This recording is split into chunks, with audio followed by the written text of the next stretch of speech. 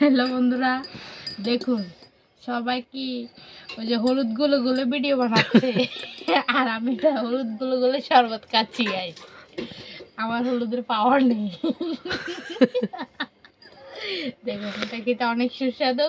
তো আপনারা কারা কারা খেতে চান চলে আসুন ঝটপট করে। সেই স্বাদ।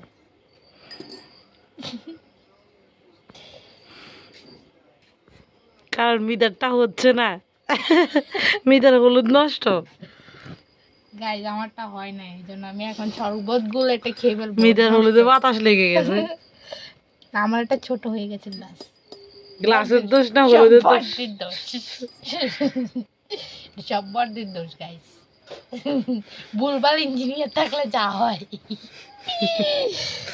মিটার হলুদের অবস্থা দেখুন সবাই, কি অবস্থা, বাজে হলুদ পুরাতন। ওগুলা খাবো।